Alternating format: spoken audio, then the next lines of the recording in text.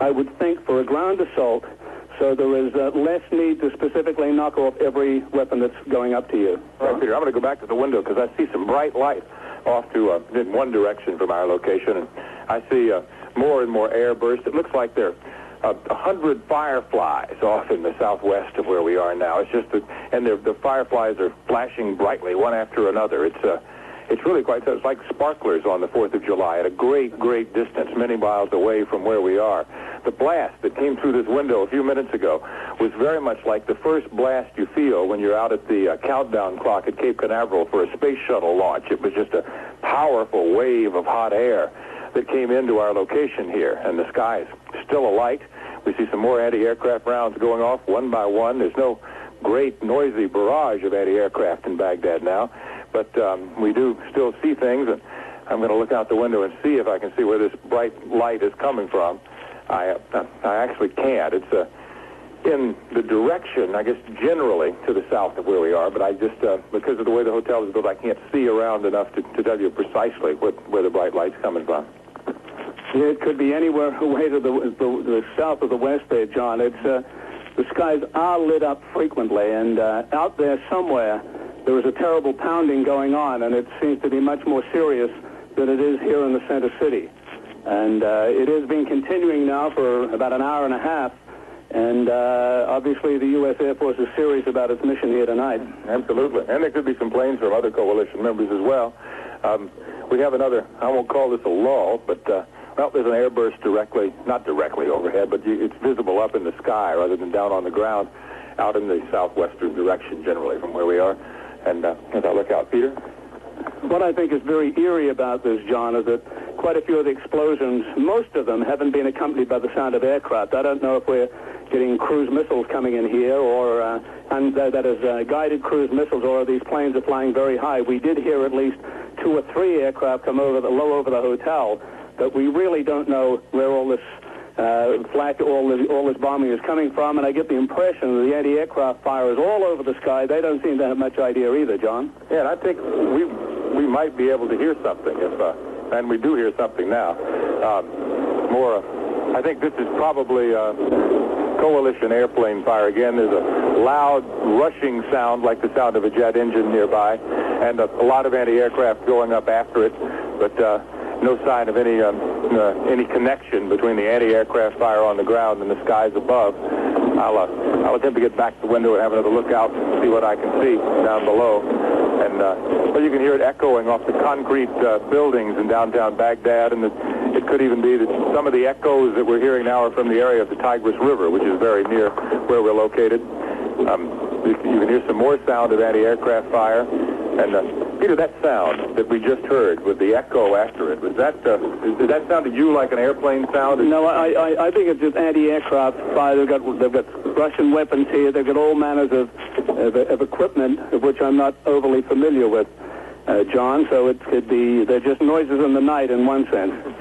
Exactly. Noises that we're not too pleased to be close to, but we'll continue to be, there's no place for us to go. We've been told to stay where we are, and we'll certainly do that. Yeah, there is another lull, it seems, and what we'd like to do is check in with our other colleagues up and down the Cable News Network and see what they can report to us. So for now, we'll stand by in Baghdad.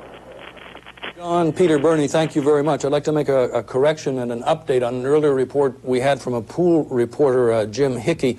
We had said that he was in Dhahran, and we'd like to correct that. He was reporting from an air base in Saudi Arabia when he reported the sound of incoming missiles. He further updated that he believed they were Scud missiles before he had to seek shelter and obey orders to get out of there. Now, the sound that came through the window there in the hotel, we have indications that the B-52s could be on scene because that blast was so large. We go to Wolf Blitzer now at the Pentagon. David, here at the Pentagon only moments ago, CNN has been told that the initial reports reaching the Pentagon from Operation Desert Shield's headquarters in Riyadh, that's CENTCOM, are very positive. It is an air campaign at this point, strictly an air campaign, very carefully orchestrated, rehearsed over many, many weeks and months. The officials with whom we have discussed say that there are no reports so far of any U.S. fighter aircraft or bombers destroyed, anything along those lines. Indeed, there is a confidence. There is at this point here at the Pentagon all the indications that this United States assault is moving just as it has been planned now for many, many weeks. Back to you, David. Charles Jaco is standing by for us in Dhahran. We remember when we last saw him, he was hastily grabbing a gas mask and getting out of there. Charles, you're back. I'm glad to see that. Please update us. Do we have Charles Jaco? We're now told. Go ahead. We're now told it was a national air raid alarm. A national air raid alarm that did not affect the situation here right now.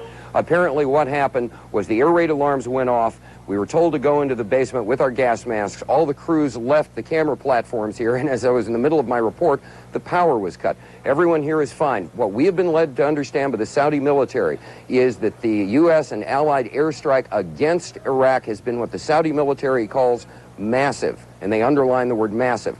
They say there has been no indication of any sort of Iraqi retaliation so far, that no missiles and no planes have been sighted coming from Iraq towards Saudi Arabia or indeed any place else. They emphasize that this could change and that we are to stand by. I have here the remainder of the Pool report on the launching of the strike that basically fills us in a little bit that the first wave of F-15s took off about 3 hours and 10 minutes ago. Right now, near this airbase where we are, everything is fine. But again, the Saudi military sources say there is no evidence of any Iraqi retaliatory strike against Saudi Arabia or against Israel. That could change. They describe the U.S. assault on the U.S. and allied assault on Iraq as massive, using mammoth amounts of air power, but as far as they're able to ascertain, no B-52 bombers were in use. That's according to the Saudi military. We here are all fine. The entire CNN crew is fine. All the journalists here are fine. But again, it was a false alarm by Saudi National Civil Defense. Right now, the skies are quiet. There are no planes flying over. It's rather cloudy and overcast, but there is no indication no indication at all of any kind of aerial activity from here. Charles Jaco, CNN, reporting live from Saudi Arabia. All right, Charles, thank you, and we're glad to hear that that was a false alarm. We should remind our viewers that we don't have a CNN presence in Kuwait City. We are unable to bring you news from there right now. Wolf Blitzer was reporting from the Pentagon. When we interrupted him to go back to Charles Jaco, we went back, of course, because we had lost touch with him suddenly. Wolf, picking up where you were, please. Yes, David, the initial indications are that this U.S. airstrike is moving along very smoothly. No reports yet of any U.S. Aircraft downed or anything like that.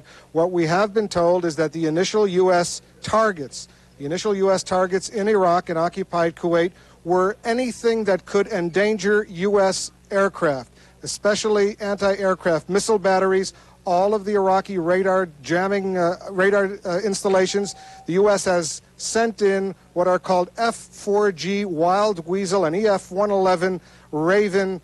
These are defense suppression aircraft. Basically what they do is zap almost all of the communications in and around Iraq, making it very difficult for the Iraqi radars to hone in on the invading U.S. aircraft. The indications are very, very positive from the U.S. point of view here at the Pentagon that this U.S. airstrike is moving according to the game plan, which I reported earlier was very carefully orchestrated over these past many months. David? Wolf, in the weeks and months leading up to this, there's been a lot of diplomacy and some failed diplomacy, and among the things that went on, Saddam Hussein made some threats. Among them were to do grave damage to Tel Aviv if he were attacked. Let's switch there now to Richard Roth. And Richard, are there any signs of retaliation?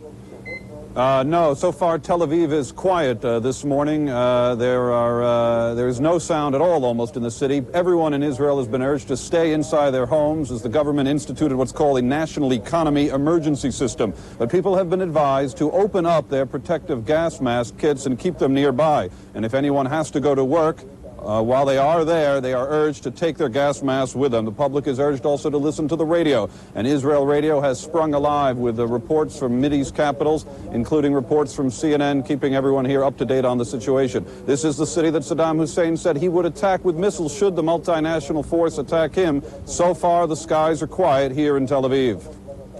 Richard Roth, thank you very much. Again, the President of the United States will address the nation and the world in under an hour from now at 9 Eastern. We return to Baghdad at the Al Rashid Hotel. All right, David. David, here we are. The sky is being lighted now by some bright flashes far in the distance. You remember, Peter, when we were children, our parents would tell us if there was lightning, you could tell how far the lightning was away by counting 1 1,000, 2 1,000. I guess you could do the same thing for bombs, can't you?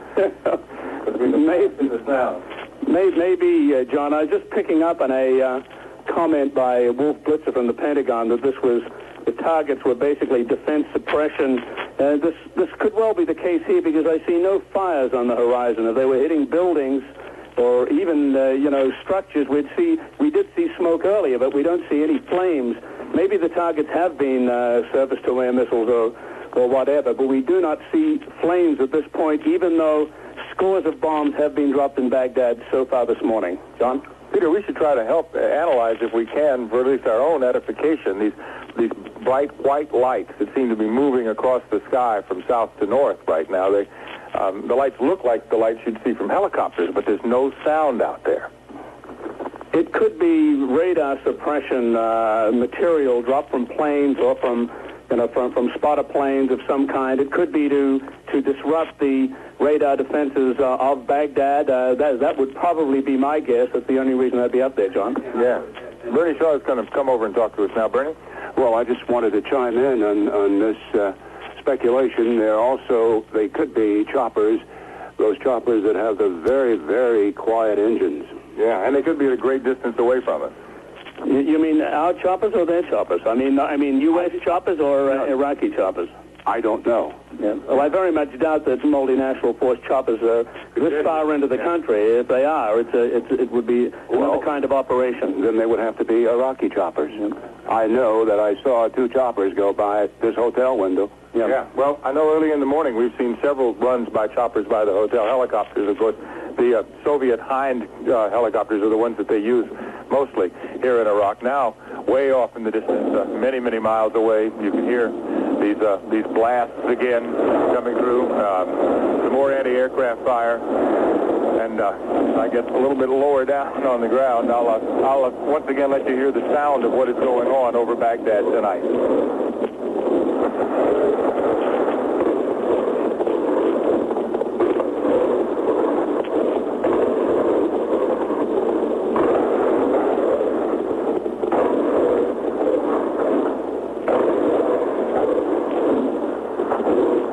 The eerie thing about this is you still can't hear the airplanes. You can't hear any sign of these planes that the anti-aircraft guns are being fired at. Yeah, well, I'm anxious for daylight to come. Maybe we can get some visibility. From what we can see, the populated areas of Baghdad where all the people live, there doesn't seem to have been any bombing activity at all. The bridges are still standing. In fact, the bridges over the Tigris River they are still lit.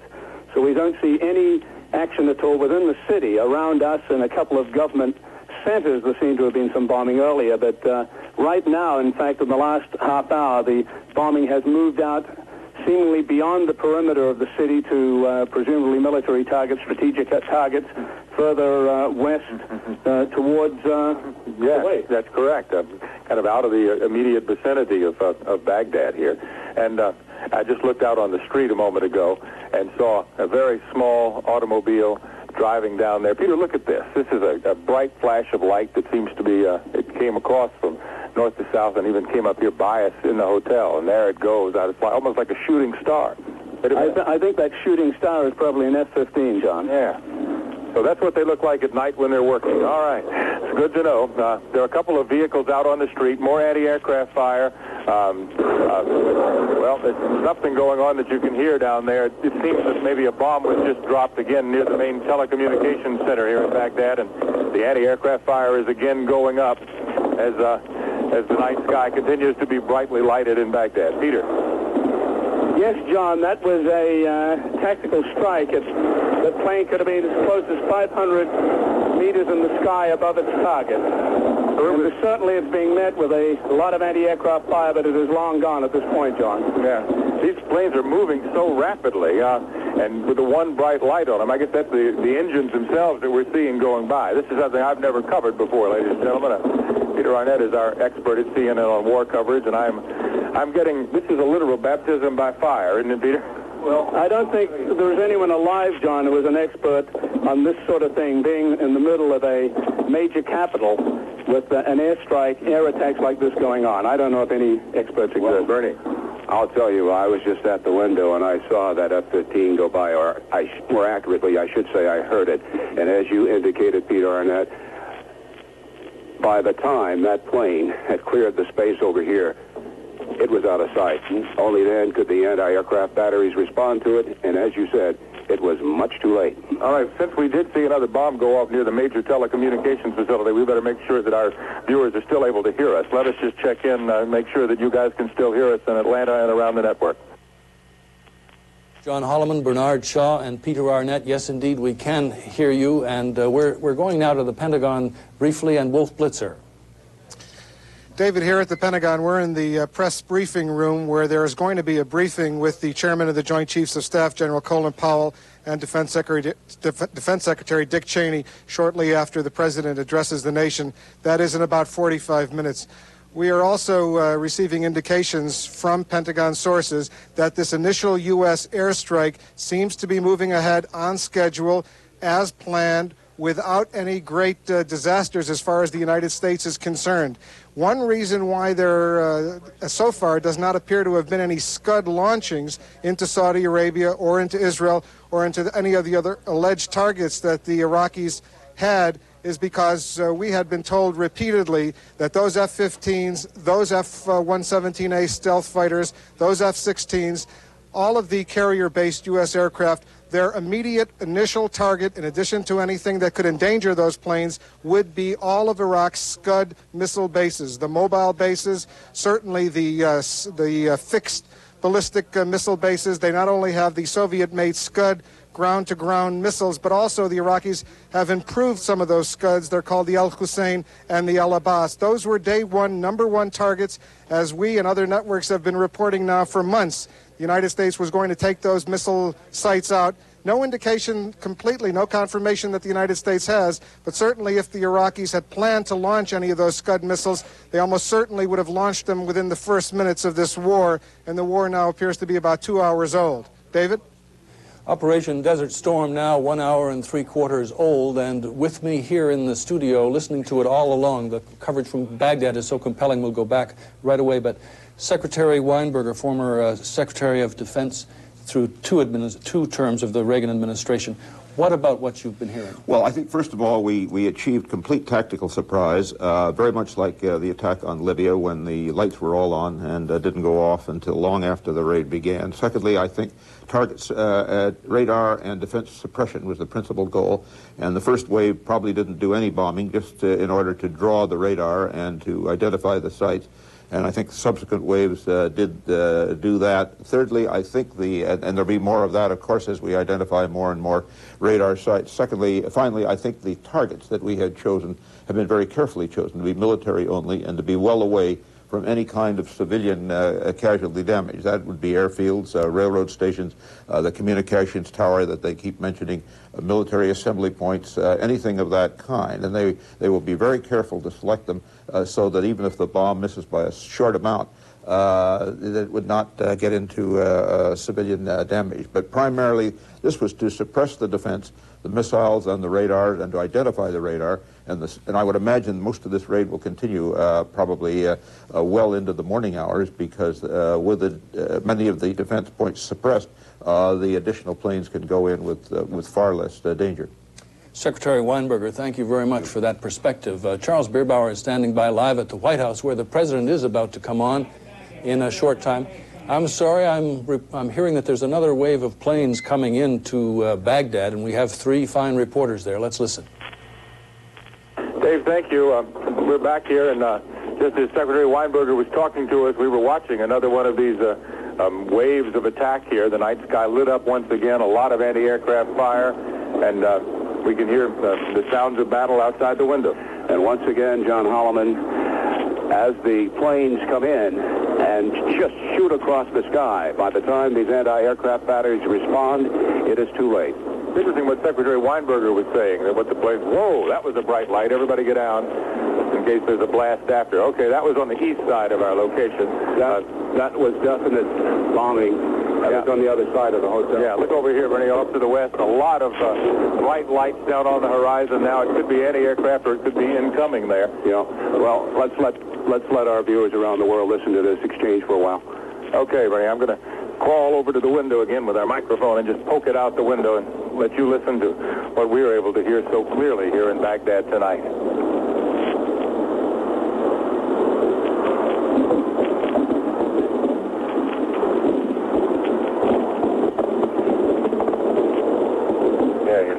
It's beginning to get quiet again. Peter? Yes, John, on the other side of the hotel, it's a little noisier. Just 2 minutes ago, there were 3 enormous explosions that one after the other within seconds. I had no idea what the target was, but they shook the hotel on that side.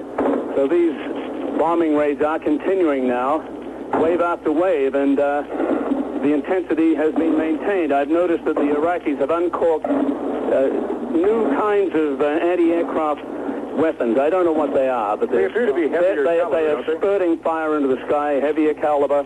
I don't know what they are, but they are more impressive than that used earlier. They're obviously uncorking other extra anti-aircraft defenses as this battle progresses. Just one comment. Clearly, I've never been there, but this feels like we're in the center of hell.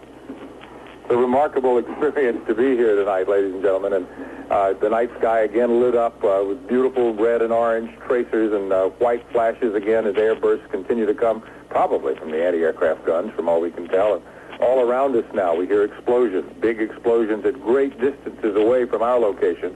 As Secretary Weinberger was mentioning in his interview just now, Peter, they are not apparently, the Allies, the coalition forces are not targeting civilian targets apparently at all. And all the anti-aircraft fire, and we see more of it to the south right now, going straight up, seems to be very far from the center of town.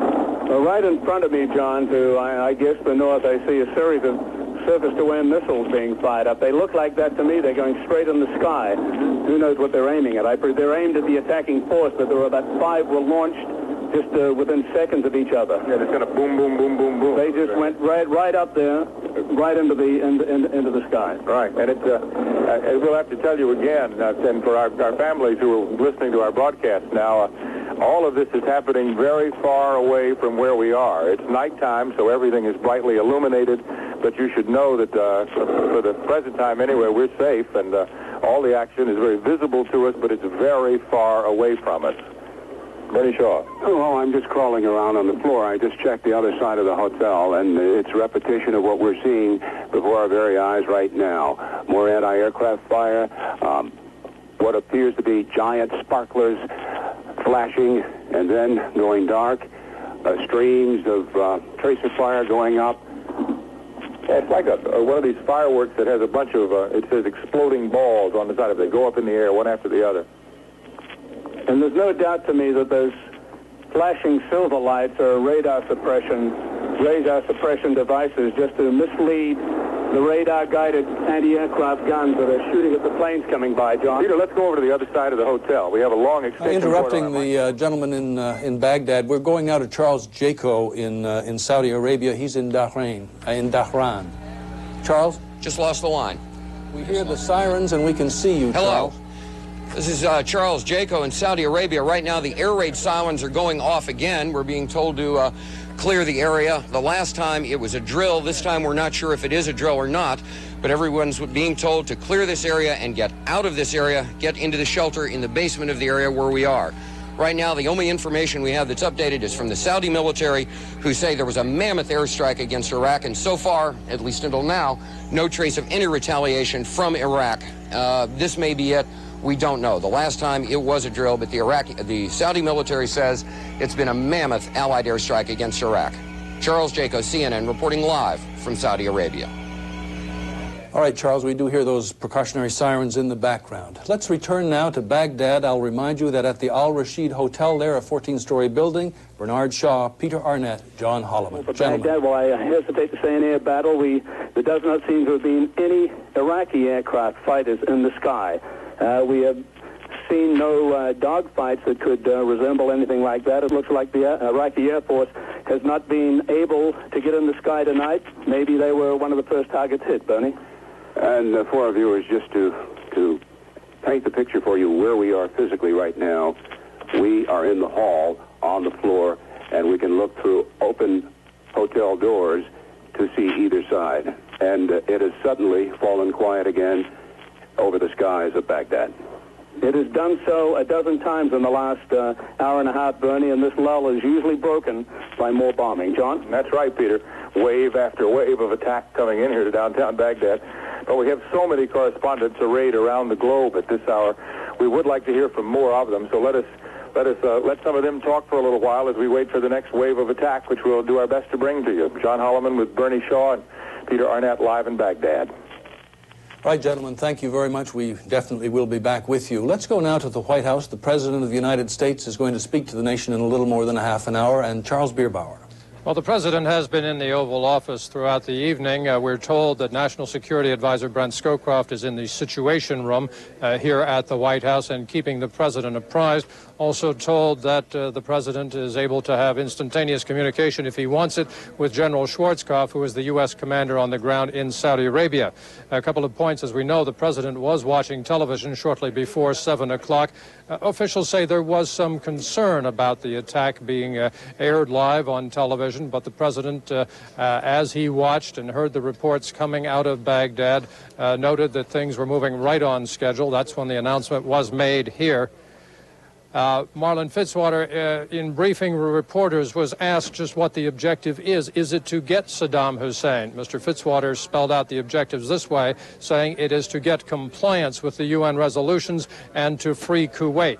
Although some officials here have indicated that indeed Saddam Hussein would certainly be at risk in a bombing attack on Baghdad. Again, the President working on that speech, actually a speech that he has been working on for a couple of weeks and that he has written pretty much himself. It'll last 10 to 12 minutes. One last point, Mr. Fitzwater asked if there's now relief here, said relief is not the word. The word is anticipation, that indeed there will be several days of hard work lying ahead. As you can hear, Mr. Bush will speak at 9:01. David? Is a 9:01 hard start. Thank you. Okay, Charles, thank you very much. We're going now to Richard Blystone in Jerusalem. We'll be back with you later. Richard. It's going to be live. David, we have with us here in the CNN office in Jerusalem a high-ranking member of Israel's cabinet, Ehud Olmert, the Minister of Health. Let me ask you first, Mr. Olmert, was Israel informed of when this attack was going to take place? Well, I was not entirely surprised that it took place tonight, that I can say. Now, intelligence about the movements of Iraqi missiles and aircraft was of supreme importance to Israel in these last weeks. Can you talk about how you managed it with the United States?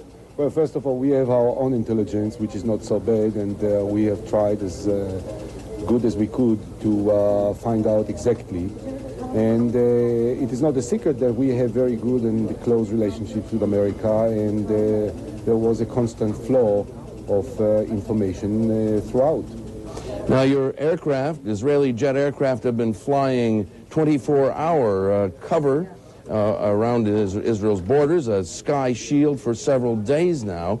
Obviously, you weren't entirely confident that all of Iraq's missiles could be stopped.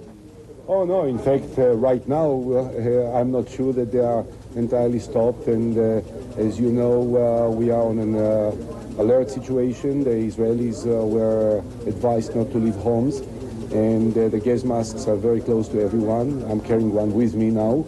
And we are not certain that it will not happen. Now, as Minister of Health, you had an extra special interest in the missiles or bombers. At this point, you don't feel that the risk is entirely over? No, not at all. Not at all. In fact, all our systems are ready. All the hospitals have been alerted. And we have bought special drugs in the last few weeks to make sure that in case that some people wounded, we will know how to treat them, both for chemical weapons and for biological weapons. And the danger is not over yet. Everything can happen. But what you had to be prepared for and what you really expected would be two different things. Can you tell us what kind of Iraqi response did you really expect? Did you expect it would be devastating? Look, we know that they have ground-to-ground missiles which can reach Israel. We know that they have chemicals. We know that they have biological warheads. We know that for some time they have been threatening Israel to be the first target. In fact, they said it. Saddam Hussein said it, and Tariq Aziz said it very explicitly, that the first target for the Iraqi missiles will not be Saudi Arabia or Kuwait, but Israel. And we had to take it very seriously. So in fact, we have prepared ourselves for the worst possible scenario. We have prepared ourselves for a massive number of casualties, and we did everything possible in order to address ourselves to this. We bought lots of medicines. We have installed in every hospital in Israel detoxicating, purifying systems, so that if people will be hit, they will be washed and brought to treatment afterwards. And the whole country is ready and is very much aware of the danger. Just one last question, Mr. Minister. How long is it going to be? What are you going to require as evidence before you stop carrying around your gas mask? Well, I guess that when it's quite clear that Iraq is totally defeated and they are totally incapacitated by the American take, then I think we'll feel a lot more confident. Ehud Olmert, Israeli Health Minister, thank you very much. Back to you, David. Richard and Minister Olmert, thank you very much for that report from CNN Jerusalem. The last time we heard from Charles Jaco, he was heading for a bomb shelter at Dahran, and we will be back to him as soon as we can. There were sirens in the background, but no signs of any incoming anything.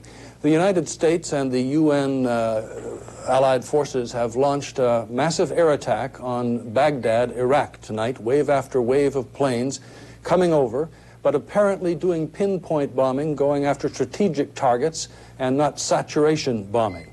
Let's switch now to the focus of much of the diplomatic negotiation that preceded tonight's action, and Jeannie Mos at the United Nations.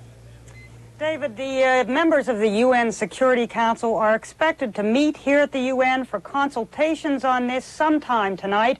The Secretary General of the UN told us as much a short time ago on his way out of the building. We're not sure when. The U.S. mission to the United Nations is saying that probably sometime after the President of the United States speaks. In any case, the Secretary General of the UN was watching all of this on television.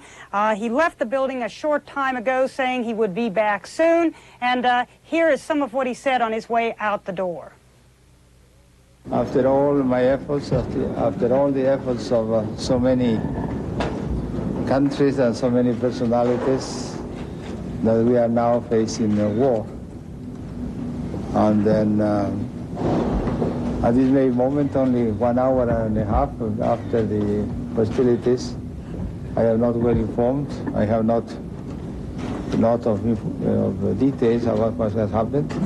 But I think it's for me to express my deep sorrow because of as Secretary General of the United Nations, a peace organization, I can only be saddened by the beginning of hostilities. The Secretary General saying he was saddened by hostilities. He also sounded a bit upset that he was not informed. He does not seem to be terribly informed in advance about this by the United States. As for action by the Council, we expect the United States to probably brief members of the Council on what it is doing. The ambassador from Cuba, which was one of the two countries that voted against the use of force resolution, as he left the building a few minutes ago, he said that Cuba would try to get the Council to do something to stop this war, although there's not much the Council can do. After all, it was the Council that authorized this action. And a CNN crew a short time ago went to the Iraqi mission to the UN to see what kind of response they would have at this early time in the hostilities.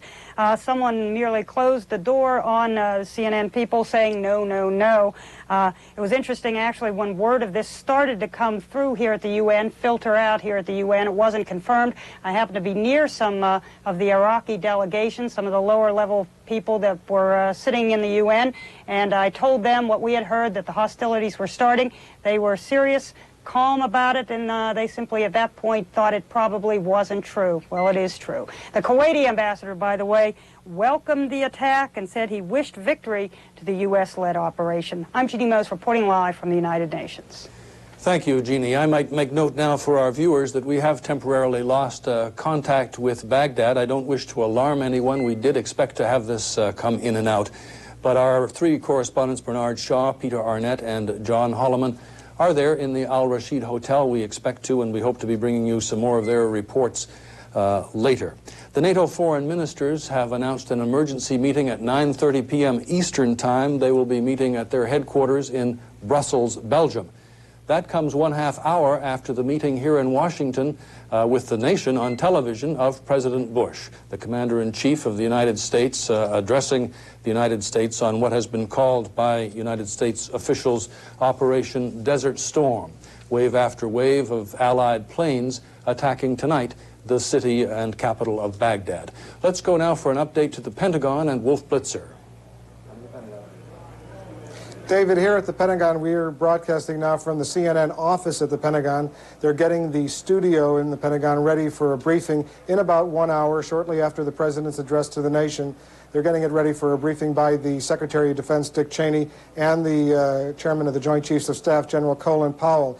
I want to reiterate what you said. The loss of communications, hopefully only temporarily, from Baghdad should not necessarily be a source of great alarm. For days, Pentagon officials have been telling us here at CNN that in this initial airstrike, once it happens, the U.S. will be zapping most of Iraq with so much electronic jamming equipment, so many electronic signals, that almost all of the communications, telephone, satellite, everything else, certainly television, almost everything is going to go out very, very quickly. It was a high priority target for the U.S. military, not necessarily to go after civilian targets, but to make sure that all of the command and communications facilities in and around Baghdad, certainly in Basra in the south of Iraq, closer to Kuwait, all of that would be knocked out. The major reason being that the 540,000 Iraqi troops in and around Kuwait, what's called the Kuwaiti Theater, Kuwait and southern Iraq, that they would be isolated from command headquarters, from the bunkers where presumably Saddam Hussein personally is giving orders. So I just wanted to reiterate that we should not be overly alarmed by the loss of communications, and we should not be surprised if those communications with Baghdad are derailed, at least for the duration, at least for the time being. Let me also say that this airstrike is an airstrike. We have no indications that any U.S. land forces have actually moved in to liberate Kuwait. It has always been assumed that it would be several days, maybe even a week or two, could be longer, before any of those ground forces would be used. Certainly the initial reports reaching the Pentagon from CENTCOM, Central Command Headquarters in Riyadh, from General Norman Schwarzkopf, the commander of Operation Desert Shield, those initial reports appear to be very favorable as far as the U.S. is concerned. The orchestrated U.S. airstrike with all of the targets, the Scud missile bases, the anti-aircraft facilities, all of the Iraqi air bases, anything that could endanger the invading U.S. Air Force and the Navy fighters, all of that would be destroyed in this initial airstrike. David? Wolf, thank you very much. It is 8:37 in the East. President Bush addresses the nation at 9 p.m. Eastern Time. Just moments ago, the White House spokesman Marlin Fitzwater described the president as calm, expectant, very matter-of-fact. He has been watching the first reports of the action which he initiated. We're going now to New York. The financial markets are reacting. Certainly there have been some jiggles in the oil markets. Bill Hartley reports now from New York. Well, David, the outbreak of war is, of course, dominating world financial markets at this hour. Japan's stock market, though, down only very slightly in morning trading. Apparent relief that something has finally happened. Nikkei average is off just over 75 points. That's about 1/3 of a percentage point. Oil prices are rising right now on fears of what war will do to Middle Eastern fields, but spot traders say there are very few buyers or sellers. The quoted range is anywhere from $7 to $12 a barrel, higher than closing New York prices. That would put a barrel of light sweet crude just over the $40 mark. And the dollar is sinking against most major currencies, off 1 1/4 yen against the Japanese currency, falling about 2 pfennigs on the German mark and 1 1/4 cent on the British pound. We'll be following other markets in Asia and Europe through the night. David? Bill Hartley reporting from the financial desk in New York. Thank you very much. I'm pleased to report that we can go back to Baghdad now and our three correspondents there. Let's see who picks up the phone. Yes, this is Peter Arnett here. We're just temporarily off the air, There has been a lull for about 15, 20 minutes now. There has not been one tracer bullet in the sky. We don't see any more bombing in the distance, so for the time being anyway, it is quiet. I'll give you over to Bernie Shaw. Thank you, Peter. Just to explain to our viewers why you did not hear from us for a nervously long time. For the past 20 minutes, I've been hiding under a table, and what happened was the security people made a sweep. They got very upset that there were 3 mortals on this floor, just 3 men standing in a hotel room.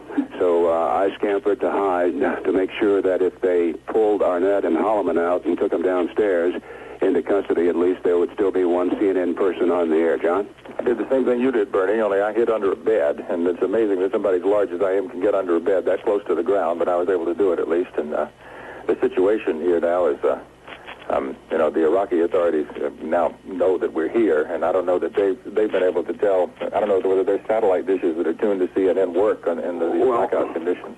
I'm concerned that we not be summarily picked off one by one, so I'm going to yield the microphone to you, John, and to you, Peter, and I'm going to go back and hide under this table, not because I'm fearful of what's happening outside in the air, but I want to be sure that if there's another sweep, if you two get picked off, at least one of us will be here, and perhaps it might be a good idea to rotate this. Sure, good idea, Ben.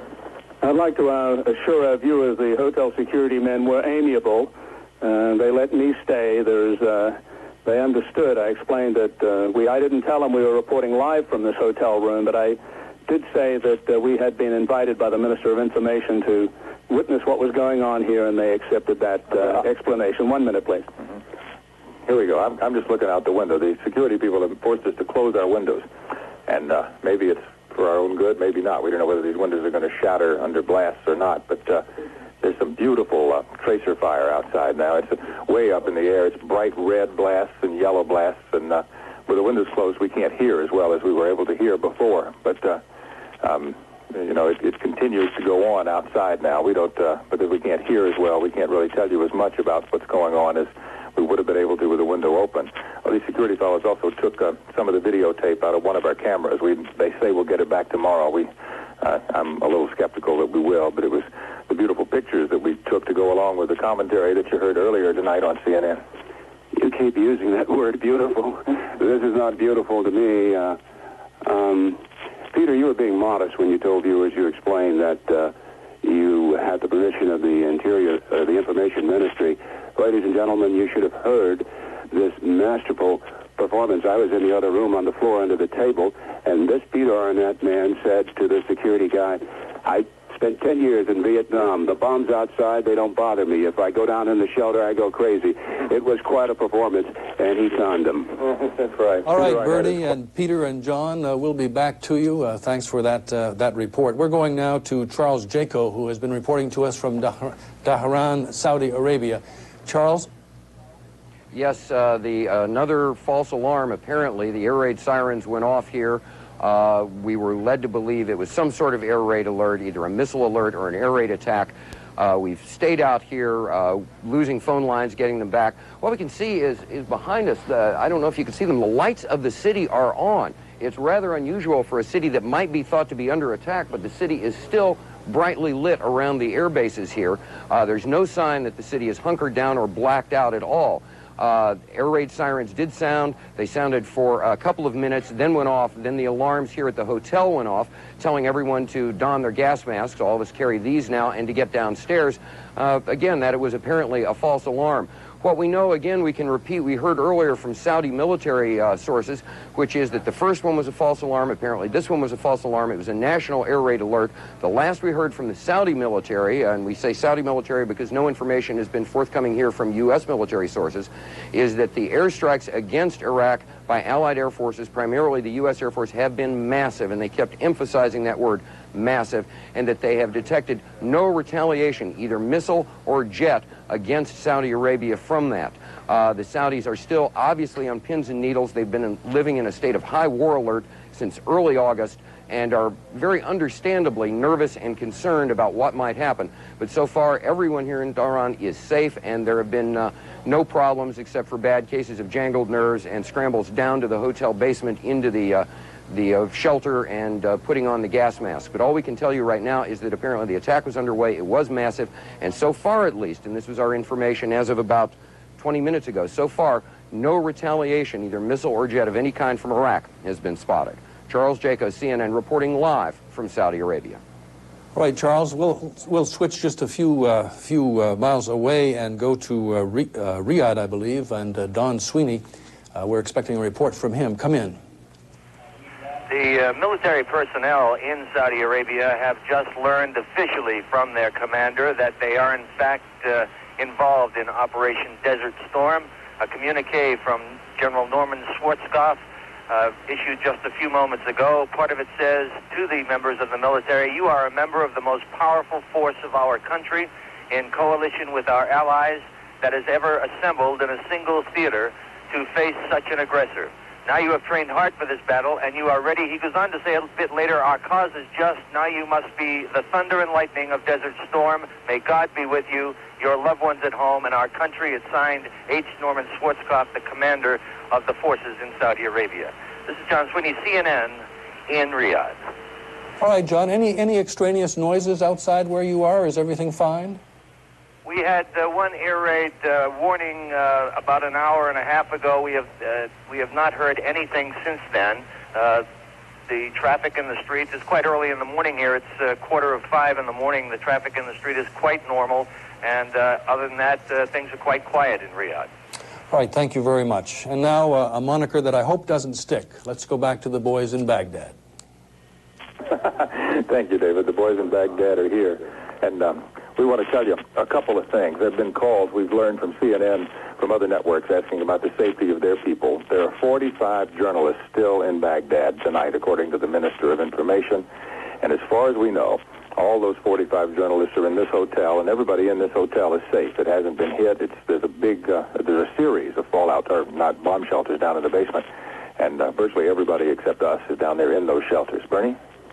John, I made the trek downstairs into the bomb shelter and then came back upstairs, and indeed all the journalists who were in this hotel when it happened, and most of them were because there had been a series of staff meetings, they are safe downstairs in the bomb shelter. No one is being permitted outside the hotel. I know for a fact, CBS News, if you're wondering, I saw with my own two eyes Larry Doyle, and we go way back to our days at CBS in Washington. He's fine. I saw Alan Pizzi. He was sitting on the floor sipping a glass of something. He seemed quite content. And there's a young thin chap who said he worked for CBS. I think he does radio. He's fine. Everybody is safe. We know you're worried about us, and we're concerned about ourselves, but everybody is safe. Peter, you look like you want to say something. I simply want to say, Bernie, that this lull has lasted about 25 minutes now. No aircraft fire, no bombing. So it looks like this first phase is over, and we'll get back to you when it all starts again. Okay, thanks, Peter Arnett. John Holloman, you want to say anything before we throw it back to our colleagues? I just want to look out the window one last time and make sure that it is as quiet as it seems to us. There are a few air bursts out here, but there's no anti-aircraft. I mean, there's nothing loud and noisy that we're hearing, and we don't feel any vibrations from outside. So I think it's probably safe for us to let the rest of the network broadcast a little bit tonight. From Baghdad, for Peter Arnett and Bernard Shaw, it's John Holloman. We'll be here if you need us. Compelling reporting, gentlemen. Thank you very much. It's coming up on 5 o'clock in the morning in Baghdad, and behind that, not too far, will be light. President Bush is going to address the nation shortly, within 12 or 13 minutes, and the lull that they're talking about having lasted 25 minutes may well continue until that is over. Also, we're expecting a briefing from the Secretary of Defense and Joint Chiefs Chairman Colin Powell at the Pentagon following the President's remarks. Now let's go to Norfolk, Virginia. An awful lot of ships carrying the planes that were in the air over Baghdad sailed out of Norfolk. Tom Mentir is there with those who stayed behind and with this report. There are 35,000 Navy servicemen that have departed from Norfolk for the Persian Gulf. We are at the First Baptist Church of Norfolk, where just a few moments ago, the Reverend here made the announcement to a packed congregation. There was a concert going on inside. Joining us is Colleen Jackson. Colleen, your husband, Kevin, is a lieutenant commander, and he is aboard the Saratoga. Tell me what thoughts went through your mind as the Reverend made the announcement. Did you think it would come tonight? No, I didn't think it would come tonight, and I didn't think it would hit quite so hard. I knew that there was airplanes launched. I don't know if he's one of them.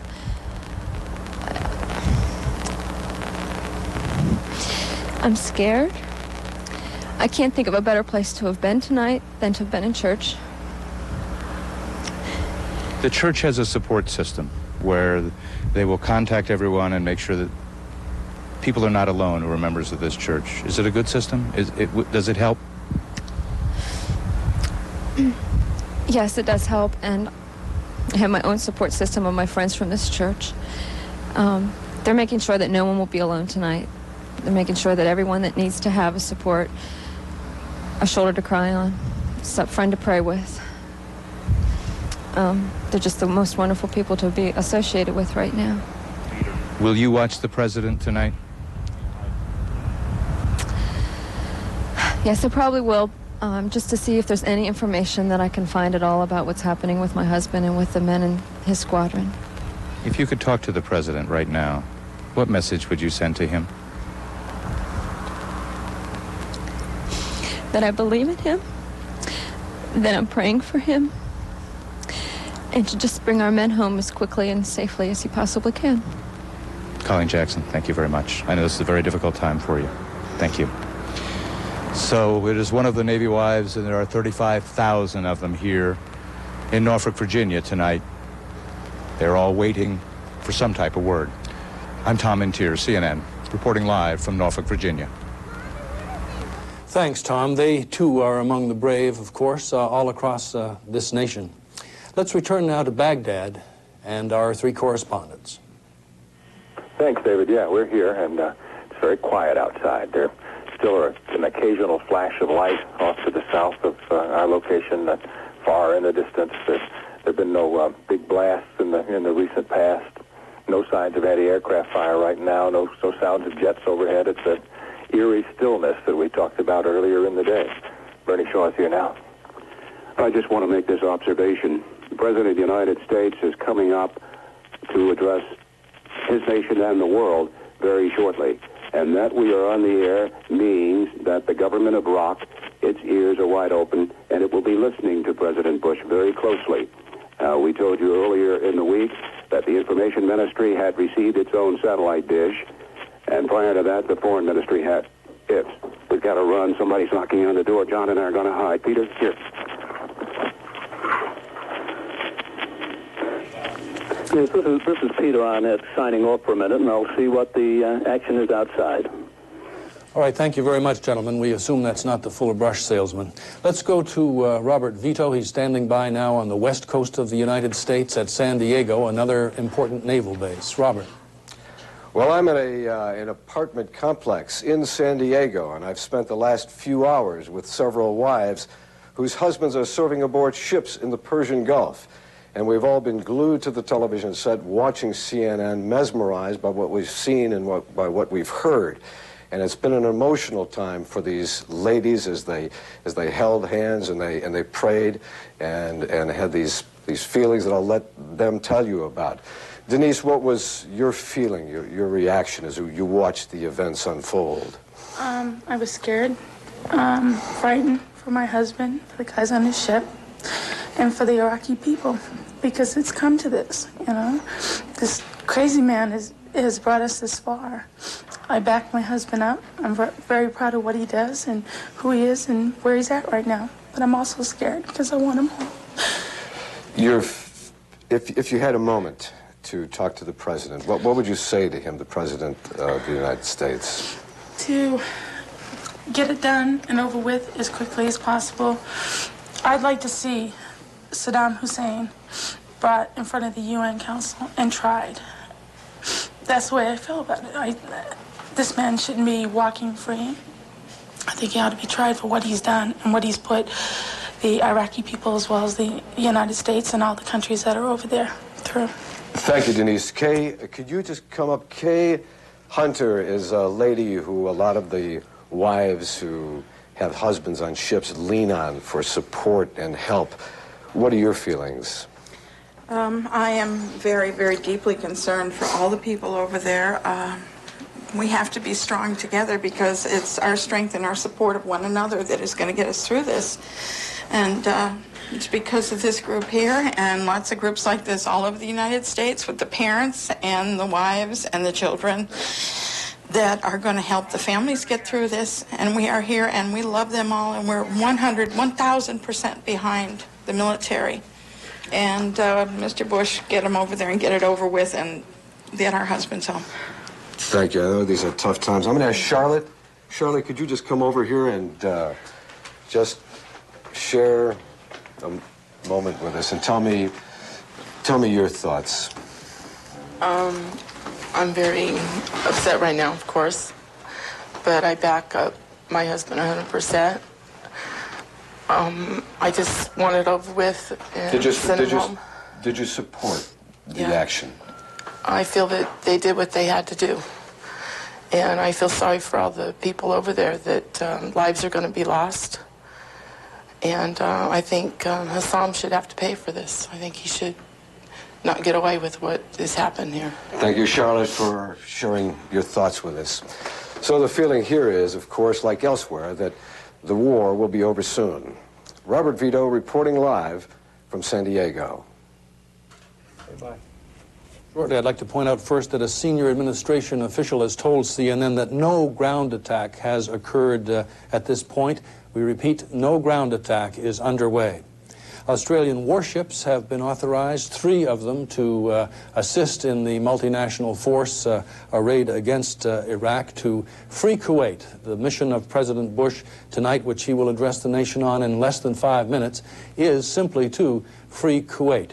Let's go now to Doug James and get his report from Amman. Doug. We understand that Jordan's King Hussein is currently, like many other people, watching CNN to see the latest developments from Iraq and Kuwait. So far, the people here have been told very little. There was a radio announcement approximately 1 hour ago giving them the bare details. They'll have to wait until 10 o'clock local time in the morning to get more information.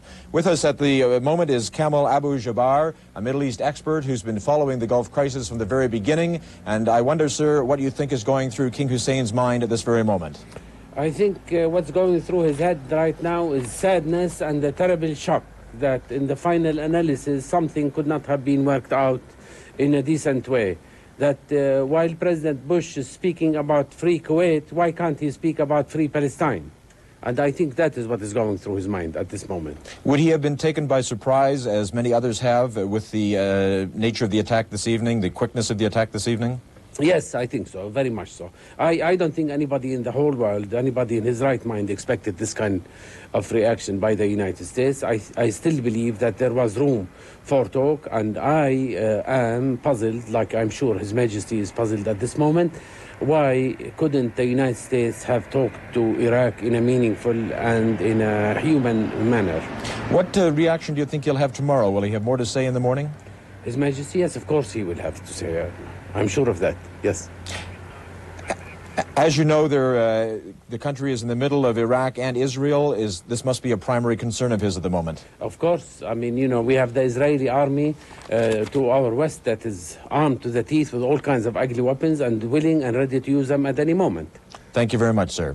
Yes. This is Doug James reporting live from Amman, Jordan. Thank you, Doug. The president is going to speak in about 3.5 minutes. We return now to Baghdad and our 3 correspondents there until then. Bernie Shaw. David, I just want to explain to you and our viewers what happened. There was a knock at the door, and we had to scramble. I had to go to my hiding position under the table, but we're back here, and we're standing by.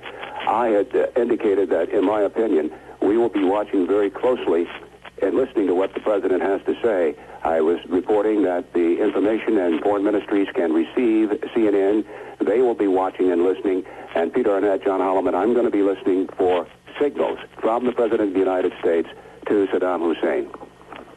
One more thing before we go to the president. We just had another fairly loud blast on the outside, which was visible as a white flash in our windows. We'll stay here, and after the president's done, we'll give you an update on what happened while he was speaking.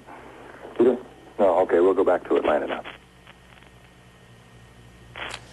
All right, thank you very much, gentlemen. We will be back to you. Perhaps another wave beginning. We have been informed that there will be more, possibly more air attacks tonight.